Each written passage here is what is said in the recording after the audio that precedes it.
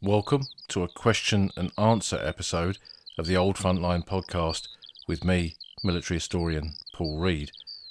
In these bonus episodes, we'll answer questions that you, the podcast listener, have sent in, and each episode will take us down new avenues and hopefully fascinating ones to talk about some of the smaller subjects of the Great War that we can't always cover in the main episodes.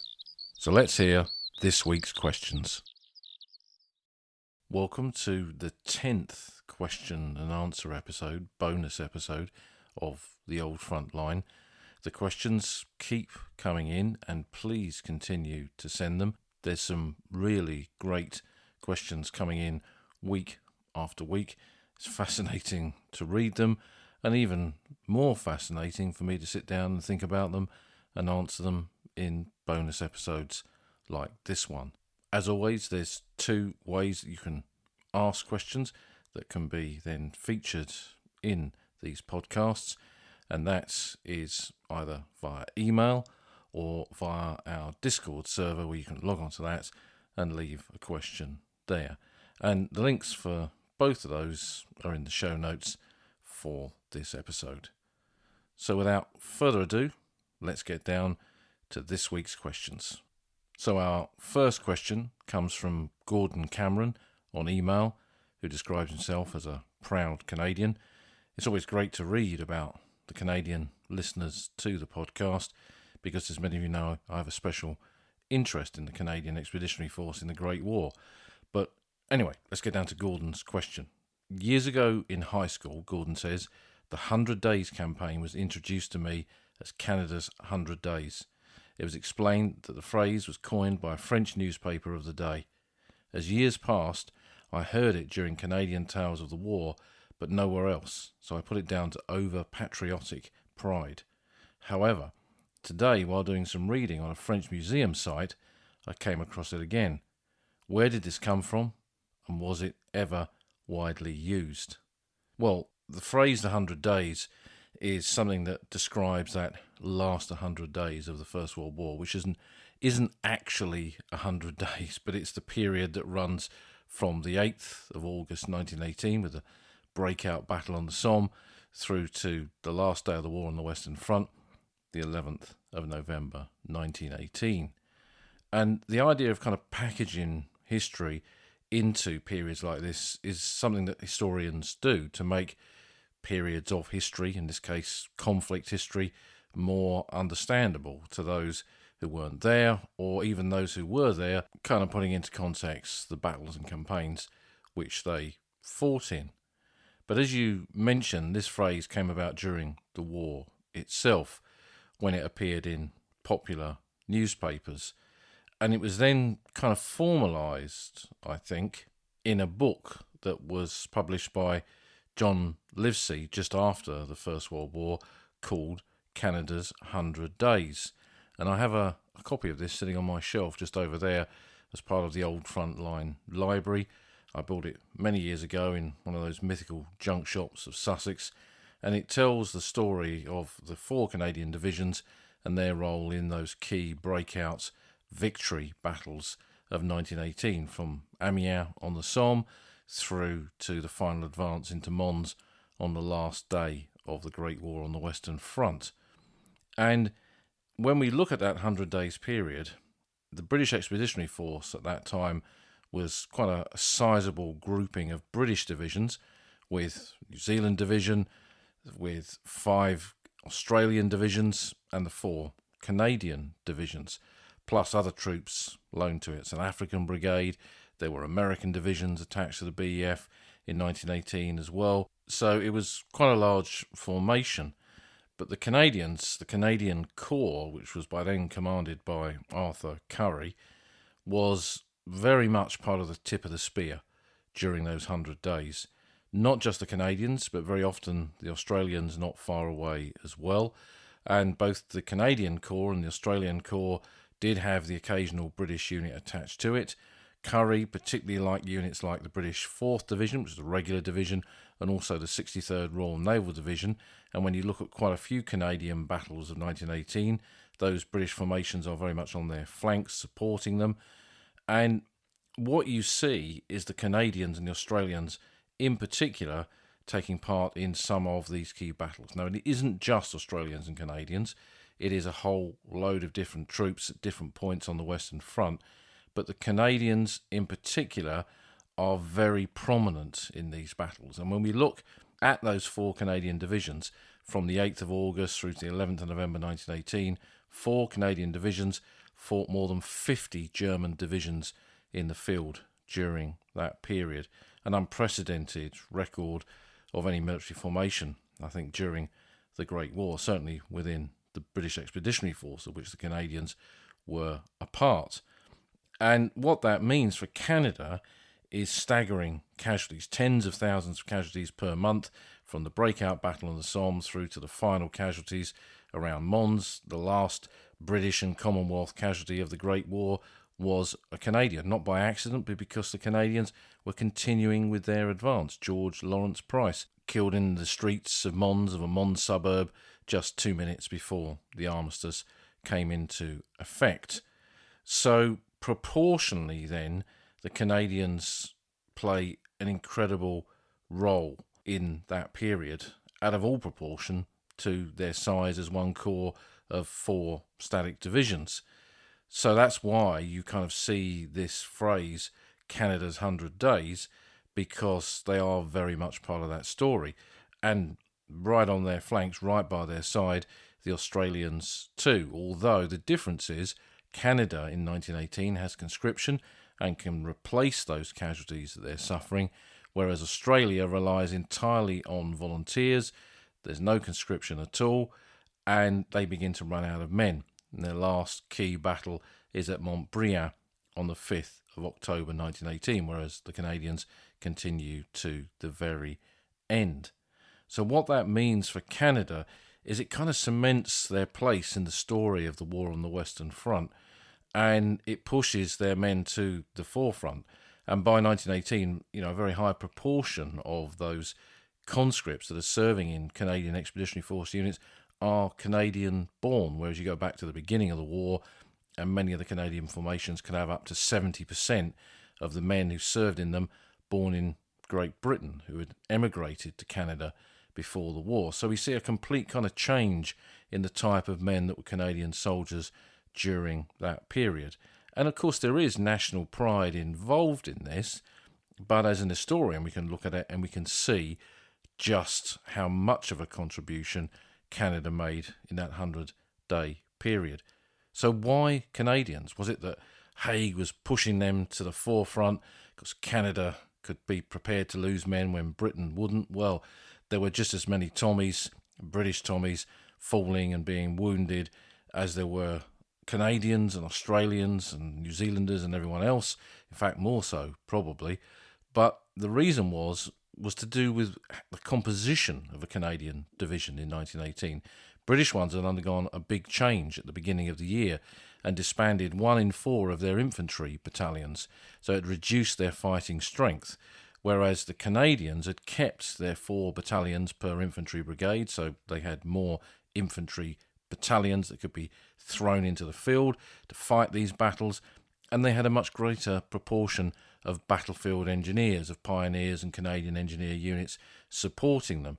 So it made them very powerful formations and capable of doing more than the average British division at that time. So that's why you see them being in the forefront of the attack on the Somme and the forefront of the attack on the Canal du Nord and the Hindenburg Line and all of these other places. And while Canada perhaps today is obsessed with its effort at Vimy Ridge in 1917, really, in my mind, what Canada should always be proud of is the Canadian Army's achievement in that last 100 days of the Great War in developing and putting into practice what was truly modern warfare. So that was kind of Canada's perhaps greatest moment of the war, and one you can follow on the ground today as you travel through the small battlefield cemeteries where Canadians fell in that 100 days period, from the little tiny villages just east of Amiens through to the scattered cemeteries across the Canal du Nord and Boulogne Ward and around Cambrai, to those communal cemeteries and Saint Symphorien Cemetery near Mons, where George Lawrence Price and other Canadians killed in that final days and day of World War One are buried. So I hope, Gordon, that kind of answers that question. And you can find Livesey's book, Canada 100 Days, for free as a download on the Internet Archive, and I'll put a link to that on the podcast website. Question 2 comes from Marguerite on Discord, and she says, there are thousands of names on memorials to the missing. If one subtracts the number of graves of unknown soldiers of the Great War in the Commonwealth War Graves Commission cemeteries, how many still remain to be found or are literally still missing? Sadly, I feel sure it must be many thousands, but I would be interested to know.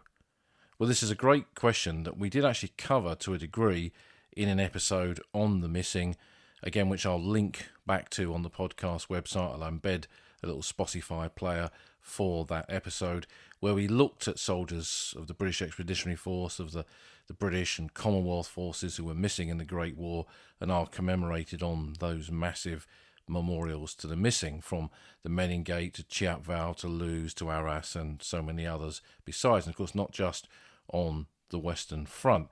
But kind of focusing on the Western Front, one of the sources that I looked at, which was a Imperial War Graves Commission publication that was published in 1937, they looked at this then, because that was the kind of period in which the construction of the permanent cemeteries was coming to an end.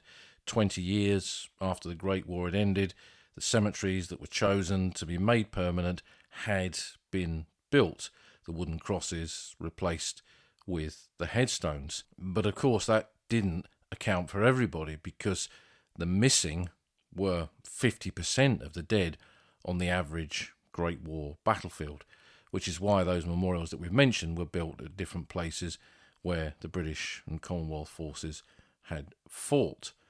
But what this publication did was analyse the graves that existed in 1937 and compared that with the number of names that are on memorials, and come to some conclusions as to how many men were totally, completely missing, not accounted for, using that method that you mentioned there, Marguerite, of taking away the unknown soldiers who were buried in cemeteries, adding that number up, and then deducting that from the names that are listed on panels of memorials to the missing. So if we look at France first, the total number of identified graves that could be found in French Imperial War Graves Commission cemeteries amounted to 317,770.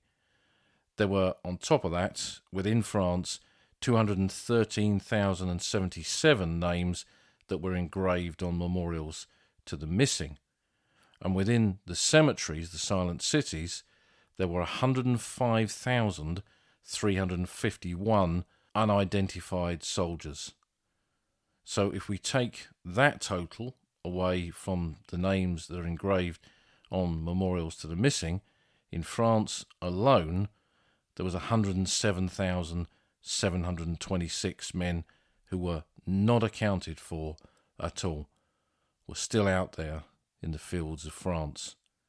And then when we bring Belgium into the equation, there's 92,288 identified burials in the cemeteries, 102,424 on memorials to the missing, and then 46,791 unidentified graves in those cemeteries. And again, if you take that figure away from the names that are on the panels of the Menin Gates, Tynecott, Ploegstert, what you're left with in Belgium is 55,633 soldiers who again cannot be accounted for. They are still out there beneath Flanders fields. And when you add those two figures for France and Belgium together, in 1937 there was still 163,359 British and Empire Commonwealth soldiers whose bodies had never been found, who remained underneath, within, part of that landscape of the old front line. That is a staggering amount. And while soldiers have been found since, with the discovery of a mass grave at Fromelles some years ago, individual graves found by farmers. One of my old friends, Eve, found a collective grave at the back of Overlers Military Cemetery, and those bodies were then moved to Turlington Cemetery at Boulogne, for example. And I can think of quite a few examples, and there have been, just in recent weeks, reburial after reburial of soldiers that have been found in recent years on the Western Front. But I think even if you add all those together, and I've never seen a figure for that, I've honestly no idea how many have been found since 1937, but I don't think it will have made much of a dent on that staggering figure of more than 160,000 soldiers who have never been found. And what it means when you add the German dead and the French dead, the American dead, into all of that landscape of the Western Front from the Great War, as I often say to groups when we visit these places, look anywhere, look across these fields where we are now, and you are looking at places where there are still soldiers buried from the Great War. The whole area really is one vast cemetery. And this is something that in recent years, with battlefield archaeology, amateurs like the Diggers, professionals like Simon Verdigam, and even in developments on the battlefields, commercial developments, roads and factories, the human remains are found almost every time that those developments cross the site of a battlefield. So this is one of the kind of enduring legacies of the First World War, that whole landscape of France and Belgium is one vast cemetery contained in and around those former battlefields where the fighting moved to and fro. And that legacy is something that I think will always be there. I remember reading a few years ago about the discovery of British soldiers' bones on the Walcheren Island from an expedition there in the 1790s, I think it was. And I'm sure any professional archaeologist listening to this could probably cite even earlier examples. But I think what it means is that the dead, that legacy of the Great War, the dead, is something that will remain part of those turning pages of the history of the First World War for not just decades to come, but probably centuries to come. When we think of those great legacies of the First World War with the munitions and how the landscape was polluted and changed, and then the dead were left behind, it's not just within the cemeteries. It's much, much wider than that. And I'm sure the story of the dead from the Great War, both the stories that people research to bring those names out of the past, and then the bodies of the dead continuing to remind us of the cost of conflict when the new Canal du Nord is put in the coming months and years. I'm sure this will be very much a kind of centrepiece of news connected with what's happening on those battlefields of the Great War today.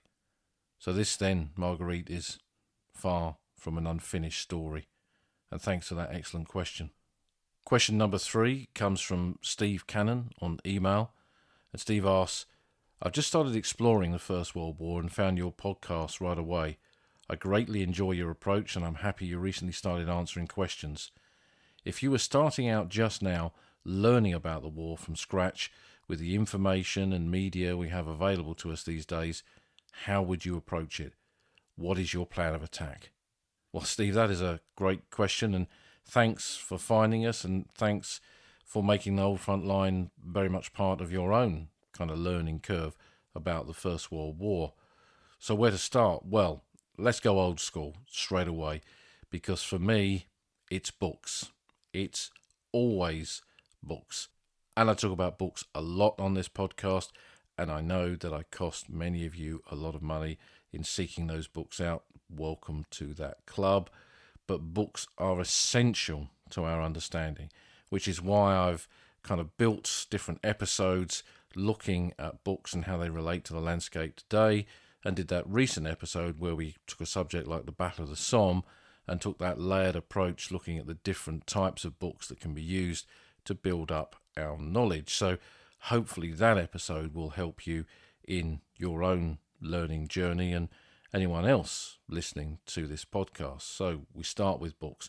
And I know there are so many books out there, but I don't think that you can go wrong. Even if you read a Duff book, it kind of gives you a perspective that you can then learn from and dismiss it and move on to something that will give you a more clear picture of what happened during the war.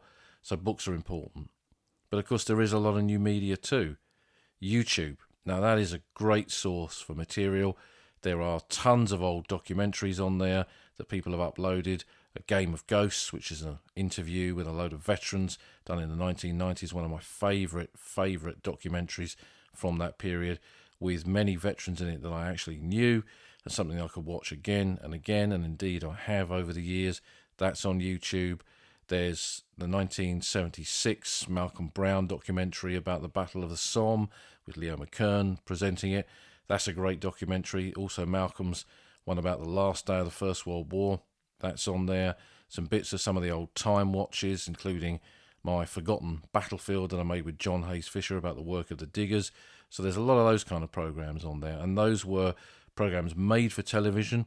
So they were done seriously with a lot of research and experts in the field, specialists used to kind of provide the information within them. And then you jump to the kind of other content on YouTube, which is small, private, individual channels with YouTubers kind of giving their view of battlefields and Great War history. And while there are some really brilliant ones out there, there are also some others that kind of make my eyes pop out of my head sometimes when I watch some of the things that they put out. Quite a lot of Duff history, quite a lot of history that you can kind of sense is dragged from one level. I often refer to it as kind of wiki history, where they've just gone to Wikipedia and that's kind of it. And that's not a bad thing, but it's not the kind of depth that perhaps people are looking for. And some of those channels are really kind of exploration channels, where someone goes to a battlefield and looks around and kind of gives you their reaction to what they see. And there's nothing wrong with that. I mean, that's a really interesting way of kind of seeing what's on that landscape of the First World War today. But there is a kind of a lacking of really serious First World War history out there, possibly because it's difficult for YouTubers to monetize that. It does take time, money, energy, all that kind of stuff. And you can't really replicate what a commercial TV channel could do. Not that everything that's ever appeared on television is brilliant, far from it. And it is worth kind of seeking out some of those documentaries that are on there and looking for those channels. I'm not going to recommend any particular ones, but if you go to the Old Front Line YouTube channel, you, I think, can see the channels that I follow, and that'll give you a kind of idea of the things that I watch myself. So go and check out some of those guys on YouTube, but be careful with the content that you see on YouTube. That kind of leads into podcasts.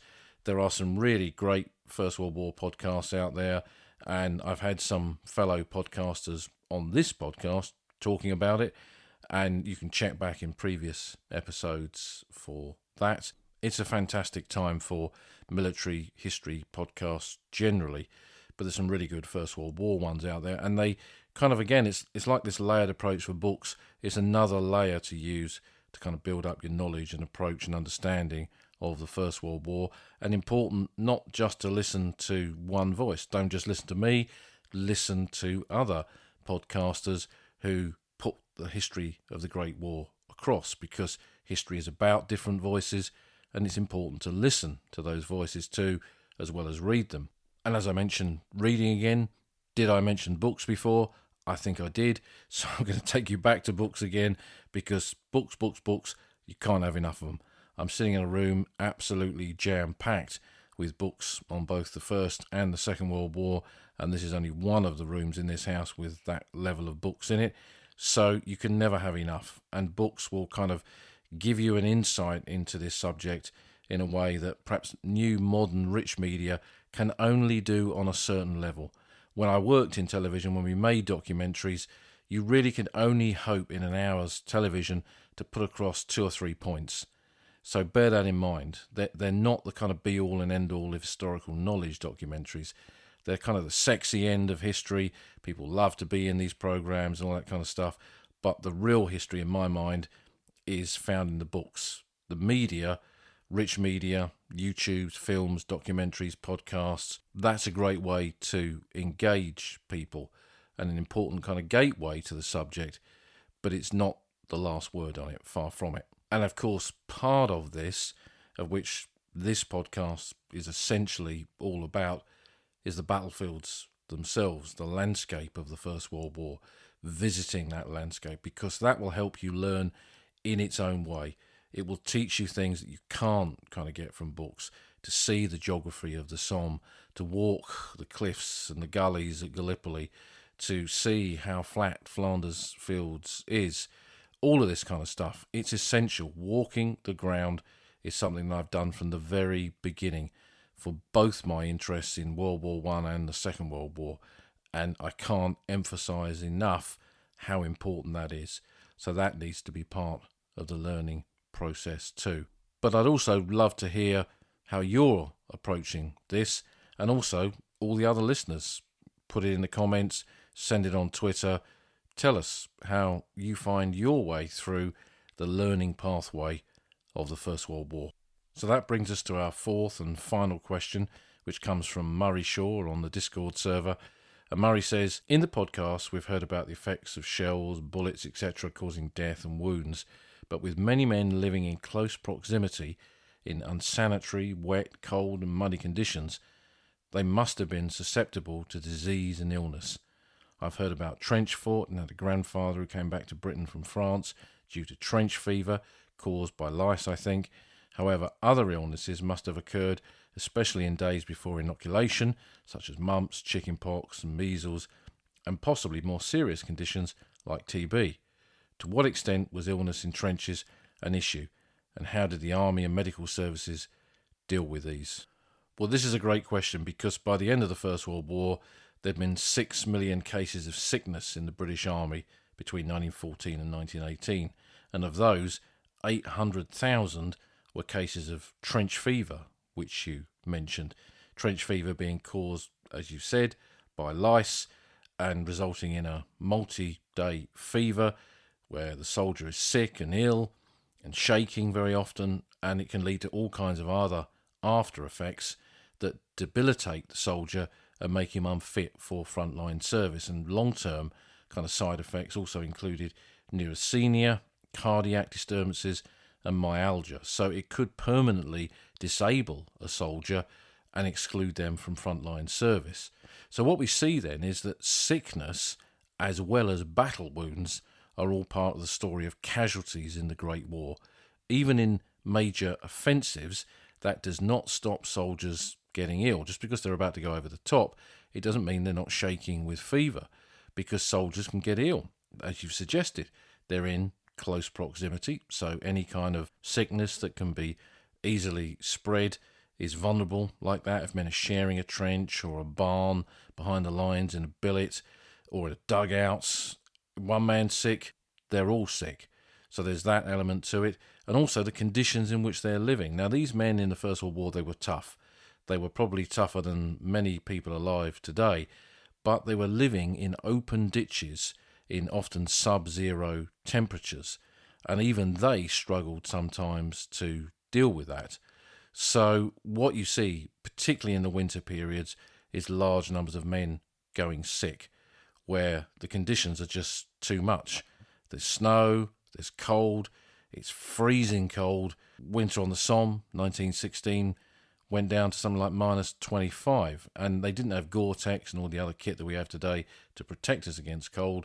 They just had greatcoats and leather jerkins, goatskin jerkins in the early period of the war, which were not really that much of a protection against these cold weather conditions. So sickness was rife. And even behind the lines, when units were out of the front, away from the battlefield, doing training, you can have an outbreak of one of those kind of diseases that you mentioned. And this led to, some cases, whole units being quarantined while they dealt with it, because you couldn't send a battalion that was part of a wider brigade and division into another close confine area with loads of other units, because it would spread throughout the entire formation. So that was an issue as well. So medical personnel in dressing stations behind the lines and casualty clearing stations and field hospitals were often dealing with as many soldiers who were sick as those that were wounded, particularly during those colder months, wetter months of the year. And the elements, in many respects, to the average soldier was as much of an enemy as the enemy on the other side of no man's land. So this is a really important consideration. And the sick of the Great War, men who contracted illness on active service, often caused by that active service, are as much casualties as anyone else. And I remember doing an episode of a TV series where we took celebrities and looked at their Great War ancestors. And one of them had a relative who got trench fever. And it was so bad in his case. He was a much older soldier. He was married with children. And he could not cope, as many, many thousands of soldiers could not cope with the wet and cold conditions in the front line. And he was discharged as a consequence of it. Discharged with sickness contracted on active service, and was entitled to a silver war badge, which was a soldier's discharge through wounds and sickness. And he wore that with pride. But I guess the kind of modern descendants think that everyone was a hero with bayonets fixed charging the enemy, and he didn't really kind of come into that category. But yet his war service was just as important, just as valid, and just as vital as anyone else's. So the sick of the Great War, very much part of the story.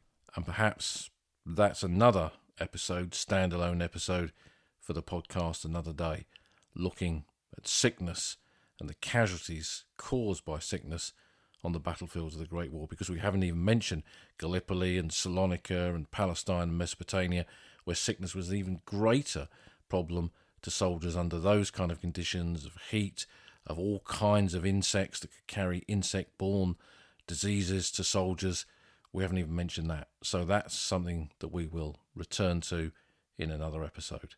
But for now, thanks for these great questions this week. Keep the questions coming. And as always, you can send them in via email or via the Discord server. And details of how to do that are in the show notes for this episode. So see you again soon for some more questions and answers on the Old Front Line.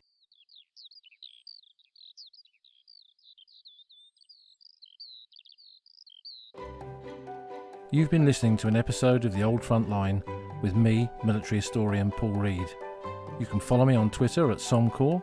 You can follow the podcast at Old Frontline Pod. Check out the website at oldfrontline.co.uk, where you'll find lots of podcast extras and photographs and links to books that are mentioned in the podcast. And if you feel like supporting us, you can go to our Patreon page, patreon.com/oldfrontline, or support us on Buy Me a Coffee at buymeacoffee.com/oldfrontline. Links to all of these are on our website. Thanks for listening, and we'll see you again soon.